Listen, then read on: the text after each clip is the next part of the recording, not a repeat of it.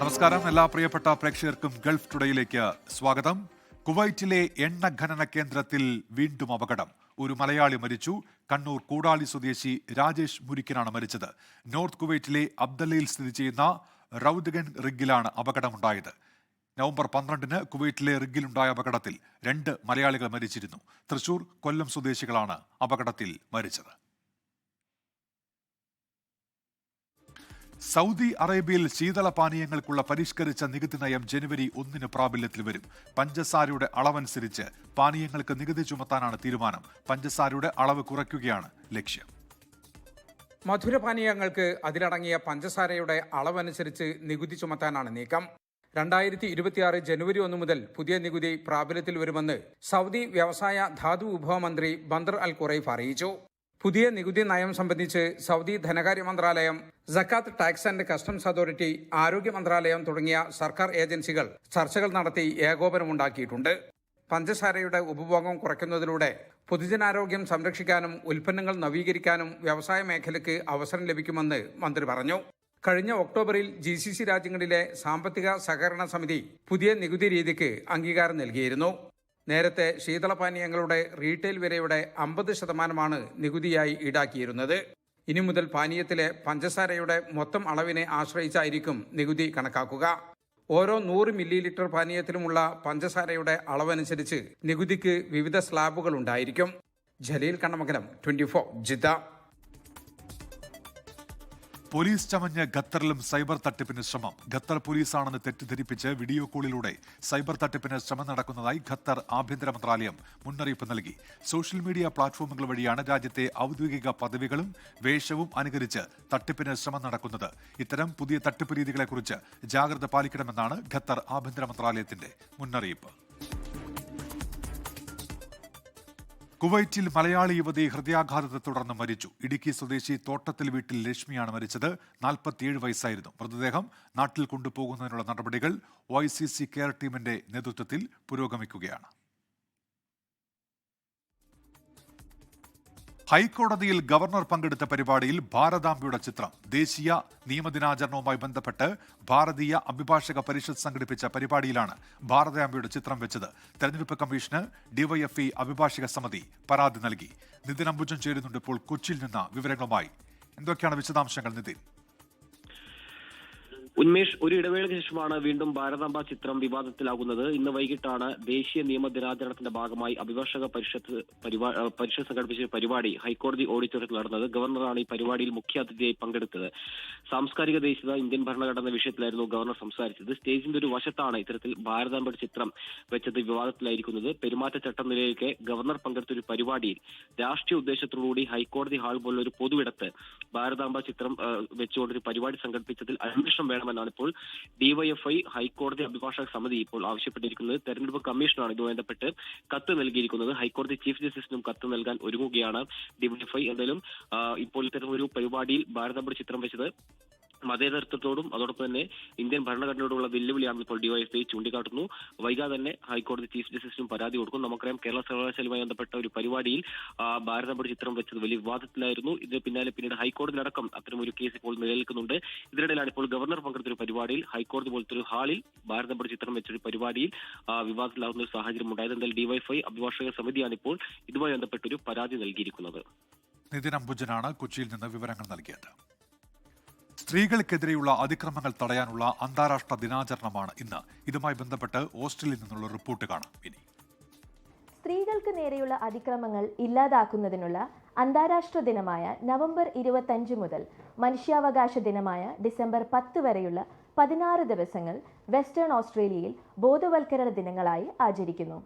സ്ത്രീകൾക്കും കുട്ടികൾക്കും നേരെയുള്ള അതിക്രമങ്ങളും വിവേചനങ്ങളും ഒഴിവാക്കാൻ വേണ്ടി പലവിധ കലാസാംസ്കാരിക പരിപാടികൾ സംഘടിപ്പിക്കുന്ന കാലഘട്ടമാണിത്. ഒട്ടുമിക്ക ഓഫീസുകളിലും ലഘുലേഖകളും നോട്ടീസുകളും മറ്റും പ്രദർശിപ്പിച്ചിരിക്കും. കൂടാതെ ഈ സന്ദേശങ്ങൾ പേറുന്ന ബാഡ്ജുകൾ, ഹാൻഡ് ബാൻഡുകൾ എന്നിവ ധരിക്കുന്നതിന് പ്രോത്സാഹനം നൽകും. ഓരോ ഓഫീസുകളിലും അതിക്രമങ്ങൾ നേരിടുന്ന ജോലിക്കാർക്ക് അവ മേലാധികാരികളോടോ മറ്റ് സഹപ്രവർത്തകരോ അറിയാതെ തന്നെ രഹസ്യമായി അറിയിക്കാനും ബന്ധപ്പെടാനുമാകുന്ന ഓഫീസ് നമ്പറുകളുണ്ട്. സൗജന്യമായ കൗൺസിലിങ്ങും നിയമസഹായങ്ങളും ഇവർക്ക് ലഭിക്കും. സമൂഹത്തിൻ്റെ സംസ്കാരത്തിൽ തന്നെ ലിംഗവിവേചനം ഒഴിവാക്കാനുള്ള ശക്തമായ പല ശ്രമങ്ങളും നടക്കുന്ന കാലയളവാണിത്. തുടർച്ചയായ ഇത്തരം ബോധവൽക്കരണവും ദിനാചരണവും സമൂഹ മനസാക്ഷിയിൽ മാറ്റം കൊണ്ടുവരുന്നുണ്ട് എന്നത് ആത്മസംതൃപ്തി നൽകുന്ന ഒന്നാണ്. പെർത്തിൽ നിന്നും ചിന്നു ജെറാഡ്, 24 ന്യൂസ്, ഓസ്ട്രേലിയ. റിയാദിലെ കോഴിക്കോട് ജില്ലാ പ്രവാസി അസോസിയേഷൻ പുതിയ ഭാരവാഹികളെ തിരഞ്ഞെടുത്തു. മുഖ്യ രക്ഷാധികാരികളായി അഹമ്മദ് കോയ, രാമചന്ദ്രൻ, പുഷ്പരാജ് എന്നിവരെയും അസ്ലം പാലത്തിനെ ചെയർമാനായും യോഗത്തിൽ തിരഞ്ഞെടുത്തു. ഗഫൂർ കൊയിലാണ്ടിയാണ് സംഘടനയുടെ പ്രസിഡന്റ്. ഖത്തർ മതകാര്യ വകുപ്പിന് കീഴിൽ Sheikh Abdullah bin Zayed Al Mahmoud Islamic cultural centre സംഘടിപ്പിക്കുന്ന കേരള കോൺഫറൻസ് നവംബർ 28 മുതൽ ദോഹ ബിൻ സയ്യിദ് ഓഡിറ്റോറിയത്തിലാണ് പരിപാടി. വ്യക്തിജീവിതവും കുടുംബ സാമൂഹിക ജീവിതവും സന്തുലിതമായി മുന്നോട്ട് കൊണ്ടുപോകാൻ പുലർത്തേണ്ട ജീവിത മൂല്യങ്ങളെ സംബന്ധിച്ചും പ്രവാസികൾ നേരിടുന്ന പുതിയ കാലത്തിന്റെ വെല്ലുവിളികളും സമ്മേളനം ചർച്ച ചെയ്യും. സൗദിയിൽ 16 വർഷം പൂർത്തിയാക്കുന്ന ലുലു ഹൈപ്പർ മാർക്കറ്റ് വൻ സമ്മാന പദ്ധതികളും സാമൂഹിക പ്രതിബദ്ധതാ പദ്ധതിയും പ്രഖ്യാപിച്ചു. 10 ലക്ഷം റിയാലിന്റെ സമ്മാനങ്ങളാണ് ഉപഭോക്താക്കളെ കാത്തിരിക്കുന്നത്. ഭിന്നശേഷി കുട്ടികൾക്കായി കരുതലിന്റെ കൈത്താങ്ങ് എന്ന പദ്ധതിയും നടപ്പാക്കും. സൗദിയിൽ 16 വർഷം പൂർത്തിയാക്കുന്ന വേളയിൽ വിസ്മയിപ്പിക്കുന്ന ഷോപ്പിംഗ് ഉത്സവമാണ് ലുലു ഹൈപ്പർ മാർക്കറ്റ് ഒരുക്കിയിരിക്കുന്നത്. ഉപഭോക്താക്കൾക്കായി 10 ലക്ഷം റിയാൽ വിലമതിക്കുന്ന സമ്മാന പദ്ധതികളും ഭിന്നശേഷി കുട്ടികൾക്കായി CSR പദ്ധതിയും ലുലു പ്രഖ്യാപിച്ചു.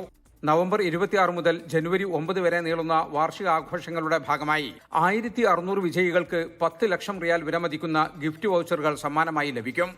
1000, 500, 250 റിയാൽ എന്നിങ്ങനെയാണ് വൗച്ചറുകൾ നൽകുന്നത്.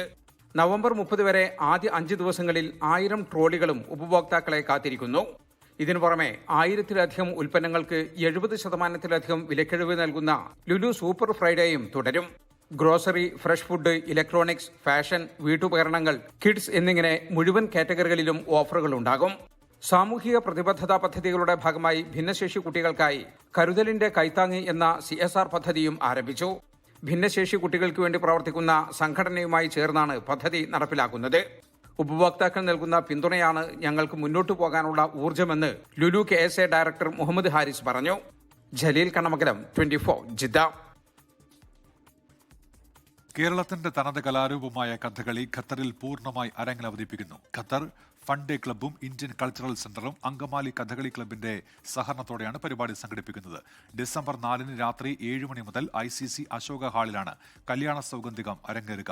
കഥകളിയിൽ പ്രാവീണ്യം നേടിയ അങ്കമാലി കഥകളി ക്ലബിന്റെ പ്രശസ്തരായ 10-ലേറെ കലാകാരന്മാർ അരങ്ങിലും പിന്നണിയിലുമായി അണിനിരക്കും. ഖത്തറിന്റെ ചരിത്രത്തിൽ ആദ്യമായാണ് ഒരു കഥകളി പൂർണ്ണരൂപത്തിൽ വേദിയിൽ അവതരിപ്പിക്കപ്പെടാൻ പോകുന്നത്. തദ്ദേശ തെരഞ്ഞെടുപ്പിൽ വെൽഫെയർ പാർട്ടിയുമായുള്ള UDFന്റെ രാഷ്ട്രീയ സഹകരണം സ്ഥിരീകരിച്ച് പ്രതിപക്ഷ നേതാവ് VD സതീശനും മുസ്ലിം ലീഗ് സംസ്ഥാന അധ്യക്ഷൻ പാണക്കാട് സാദിഖ് അലി ശിഹാബ് തങ്ങളും. വെൽഫെയർ പാർട്ടി UDFന്റെ സഖ്യകക്ഷിയല്ല, എന്നാൽ പ്രാദേശിക നീക്കുപോക്കുണ്ടെന്ന് 24 ഫോർ ദ പീപ്പിൾ പരിപാടിയിൽ സാദിഖ് അലി ശിഹാബ് തങ്ങൾ വ്യക്തമാക്കി.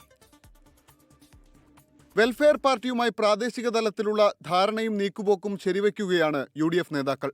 വെൽഫെയർ പാർട്ടി UDFന്റെ സഖ്യകക്ഷിയല്ലെന്നും പ്രാദേശിക നീക്കുപോക്ക് മാത്രമാണെന്നും ലീഗ് അധ്യക്ഷൻ പാണക്കാട് സാദിഖ് അലി തങ്ങൾ 24നോട് പറഞ്ഞു. ഞങ്ങളിപ്പോൾ ഇവരുമായിട്ട് ഒരു രാഷ്ട്രീയ സഖ്യത്തിനും തയ്യാറായിട്ടില്ല. മുന്നണി ഭാഗമൊന്നുമല്ല. പ്രാദേശിക തലത്തിലേക്കുള്ള തിരഞ്ഞെടുപ്പാണല്ലോ. ഇതിൽ രാഷ്ട്രീയത്തിനപ്പുറത്ത് ഒരുപാട് ഘടകങ്ങളുണ്ട്. അപ്പോൾ അതിൻ്റെ ഭാഗമായിട്ട് ചിലപ്പോൾ വല്ല നീക്കുപോക്കുകളും ധാരണകളൊക്കെ ഉണ്ടായിട്ടുണ്ടാവും. അന്ന് ഇല്ല എന്ന് പറയുന്നില്ല. നേരത്തെ LDFനെ പിന്തുണച്ച ജമാഅത്തെ ഇസ്ലാമി ഇപ്പോൾ UDFനെ പിന്തുണയ്ക്കുന്നുവെന്നേ ഉള്ളൂ എന്നും സാദിഖ് അലി തങ്ങൾ വിശദീകരിച്ചു.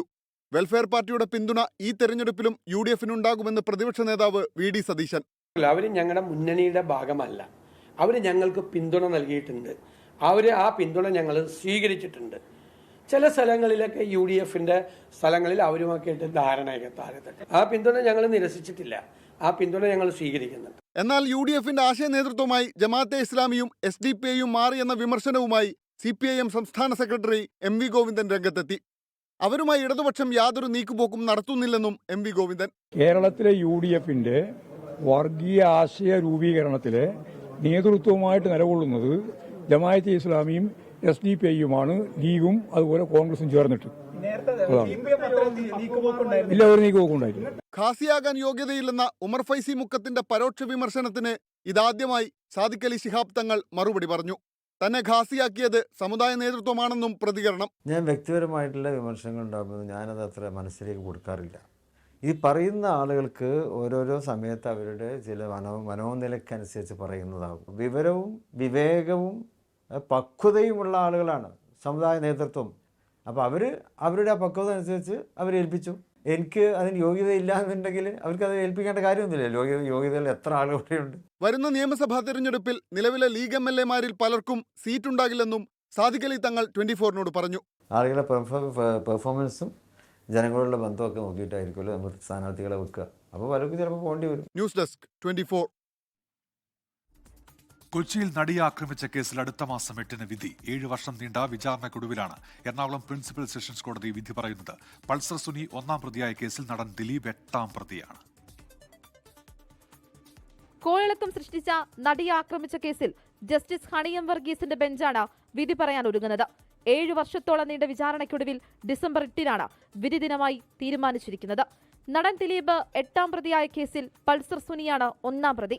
അസാധാരണമായ നിയമ പോരാട്ടമാണ് കേസിൽ നടന്നത്. ഇവിടെ നീതി കിട്ടുന്ന ഒരു സംവിധാനം എന്ന് പറയുന്നത് എത്ര ഫൈറ്റ് ചെയ്തിട്ട് ഇതിന് പല പല ഘട്ടങ്ങളും പലതരത്തിലുള്ള സാധ്യതകളുമുള്ള ഒരു ജുഡീഷ്യൽ സിസ്റ്റത്തിൽ ഇന്നല്ലെങ്കിൽ നാളെ ഇതിൽ നീതി ഉറപ്പാകുമെന്ന് വിശ്വസിച്ച് ഒരുപാട് മനുഷ്യരുടെ ജീവിതത്തിന് വേണ്ടി പോരാടുന്ന ഒരാളാണ് ഞങ്ങളൊക്കെ. അപ്പൊ അങ്ങനെ വന്നു കഴിഞ്ഞപ്പോൾ ഇവിടെ നിന്ന് തന്നെ നീതി കിട്ടണം, വേറൊരു സോഴ്സും ഇല്ലല്ലോ, കിട്ടണം എന്ന നിലയിൽ നമ്മൾ ഫൈറ്റ് ചെയ്യാം. 2017 ഫെബ്രുവരി മാസം 17-നാണ് കൊച്ചി നഗരത്തിൽ ഓടുന്ന വാഹനത്തിൽ വെച്ച് നടി ആക്രമിക്കപ്പെട്ടത്.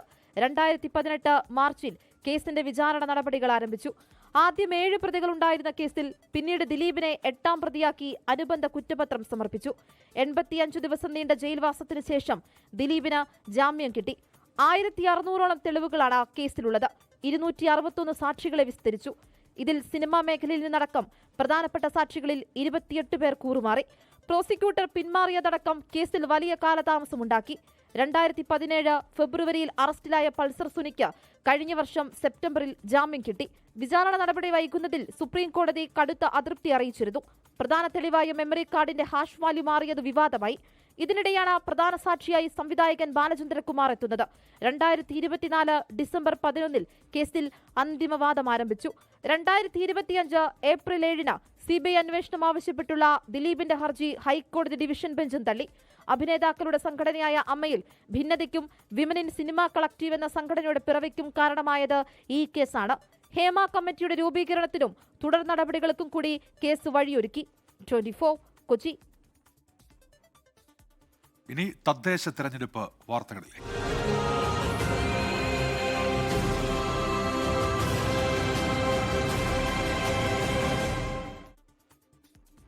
തദ്ദേശ തെരഞ്ഞെടുപ്പിൽ സംസ്ഥാനത്താകെ മത്സരിക്കുന്ന സ്ഥാനാർത്ഥികളുടെ അന്തിമ കണക്ക് പുറത്തുവിട്ട് തെരഞ്ഞെടുപ്പ് കമ്മീഷൻ. സംസ്ഥാനത്താകെ 75,632 സ്ഥാനാർത്ഥികളാണ് ഉള്ളത്. ഏറ്റവും കൂടുതൽ സ്ഥാനാർത്ഥികൾ മലപ്പുറത്താണ്. കാസർഗോഡാണ് കുറവ് സ്ഥാനാർത്ഥികൾ. തദ്ദേശ തെരഞ്ഞെടുപ്പിനുള്ള മത്സരചിത്രം തെളിഞ്ഞിട്ടും മുന്നണികളിലെ അസ്വാരസ്യങ്ങൾ മാറുന്നില്ല.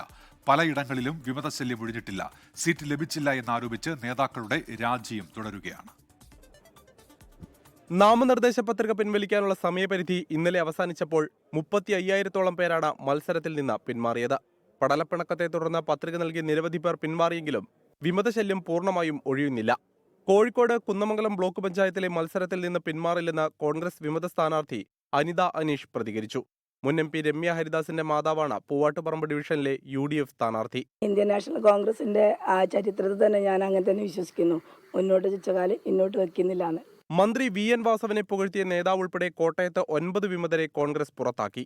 സീറ്റ് തർക്കത്തെ തുടർന്ന് കാസർഗോഡ് കോൺഗ്രസിലുണ്ടായ തർക്കം പൊട്ടിത്തെറിയിലേക്കെത്തി. DCC അധ്യക്ഷൻ PK ഫൈസലിനെതിരെ ആരോപണമുന്നയിച്ച വൈസ് പ്രസിഡന്റ് ജെയിംസ് പന്തമാക്കൽ രാജിവെച്ചു. 20 ലക്ഷം രൂപയ്ക്ക് സീറ്റ് വിറ്റെന്നാരോപിച്ച തൃശൂർ DCC പ്രസിഡന്റ് ജോസഫ് ടാജറ്റിനെതിരെ നഗരത്തിൽ പോസ്റ്ററുകൾ പ്രത്യക്ഷപ്പെട്ടു.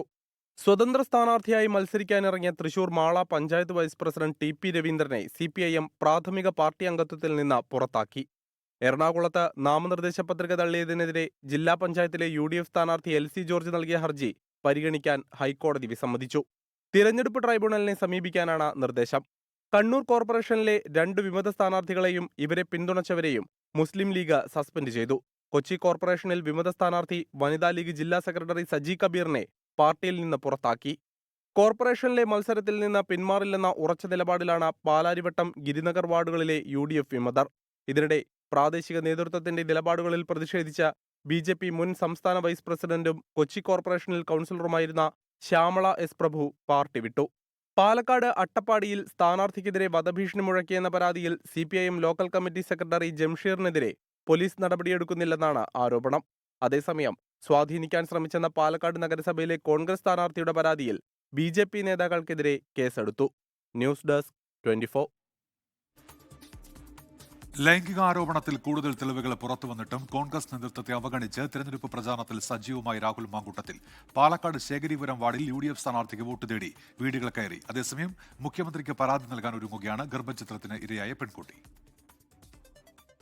പെൺകുട്ടിയെ ഗർഭധാരണത്തിനും ഗർഭചിത്രത്തിനും നിർബന്ധിക്കുന്ന ശബ്ദരേഖയും വാട്സാപ്പ് ചാറ്റും ഉൾപ്പെടെ ഇന്നലെ പുറത്തുവന്നതിന് പിന്നാലെയാണ് രാഹുൽ മാങ്കൂട്ടത്തിലിന്റെ തെരഞ്ഞെടുപ്പ് പ്രചാരണം വീണ്ടും സജീവ ചർച്ചയായത്.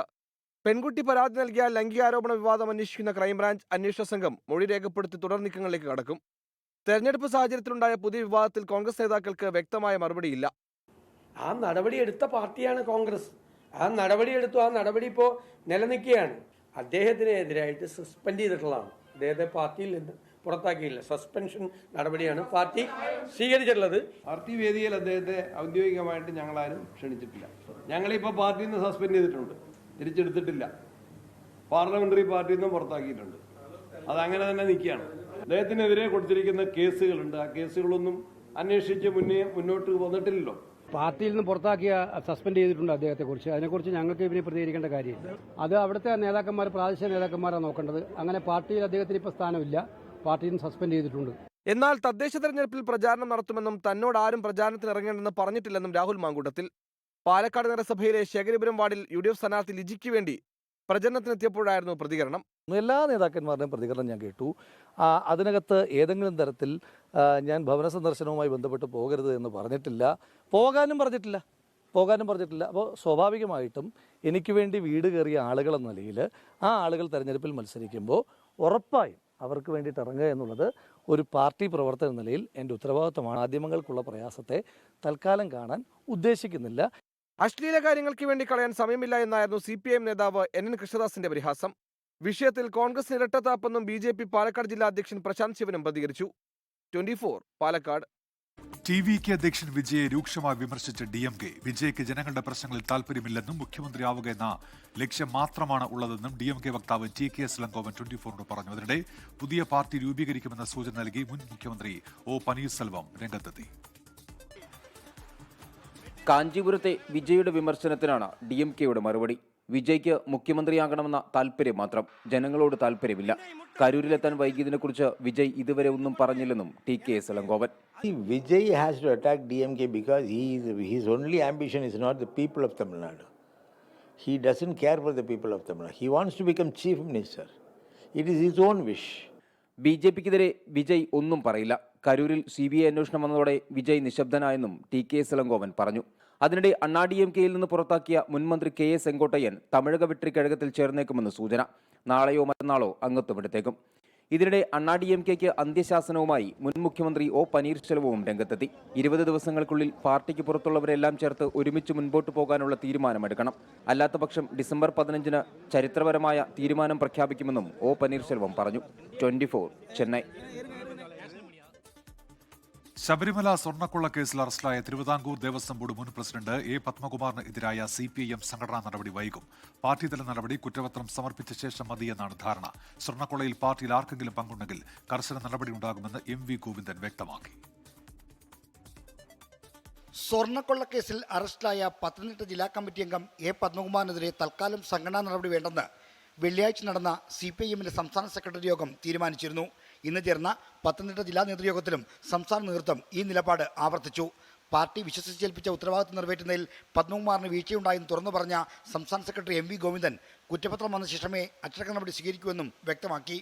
തദ്ദേശ തെരഞ്ഞെടുപ്പിന് ശേഷമേ കുറ്റപത്രം നൽകുകയുള്ളൂ എന്നതും ഈ തീരുമാനത്തിന് CPIMനെ പ്രേരിപ്പിച്ചിട്ടുണ്ട്.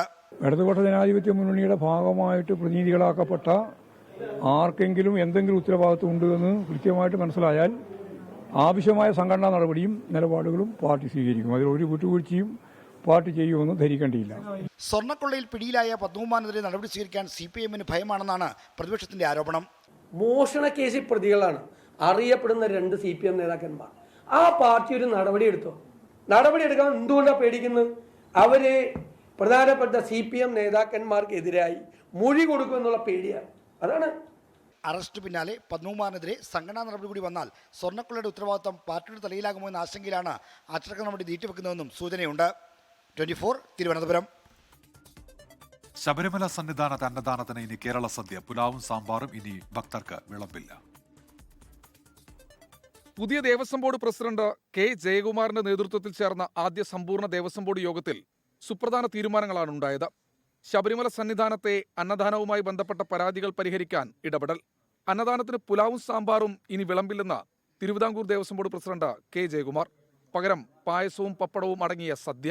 സദ്യ എന്ന് പറഞ്ഞാൽ വെറും സദ്യയല്ല, വിത്ത് പപ്പടത്തോടും പായസത്തോടും കൂടിയ സദ്യ ഈ അയ്യപ്പന്മാർക്ക് കൊടുക്കും. പന്തളത്തെ അന്നദാനം മെച്ചപ്പെടുത്തുന്നതിന് 10 ലക്ഷം രൂപ അഡ്വാൻസും അനുവദിച്ചു. അടുത്ത വർഷത്തെ ശബരിമല തീർത്ഥാടനവുമായി ബന്ധപ്പെട്ട മുന്നൊരുക്കങ്ങളുടെ ഭാഗമായി മാസ്റ്റർ പ്ലാൻ അവലോകനം ചെയ്യും. 1 വർഷത്തിനുള്ളിൽ മാസ്റ്റർ പ്ലാനിലെ ഏത് വികസന പദ്ധതി നടപ്പാക്കാൻ സാധിക്കുമെന്ന് വിലയിരുത്തും. മാസ്റ്റർ പ്ലാനുമായി ബന്ധപ്പെട്ട യോഗങ്ങൾ ഉടൻ വിളിച്ചു ചേർക്കുമെന്നും ദേവസ്വം ബോർഡ് പ്രസിഡന്റ്. ശബരിമലയിൽ തീർത്ഥാടകരുടെ തിരക്ക് നിയന്ത്രണ വിധേയമാണ്. പോലീസും ദേവസ്വവുമായുള്ള ഏകീകരണം മെച്ചപ്പെട്ടു. എരുമേലിയിൽ സ്പോട്ട് ബുക്കിംഗ് നൽകാൻ തീരുമാനിച്ചിട്ടുണ്ടെന്നും കെ ജയകുമാർ പറഞ്ഞു. 24 തിരുവനന്തപുരം. ലോകത്തെവിടെയായാലും ഏത് സമയത്തും 24 വാർത്തകളും ഓഗ്മെന്റഡ് റിയാലിറ്റി പാക്കേജുകളും എക്സ്പ്ലെയിനറുകളും വിശദമായി കാണാൻ ഞങ്ങളുടെ യൂട്യൂബ് ചാനൽ നിങ്ങൾക്ക് സബ്സ്ക്രൈബ് ചെയ്യാം.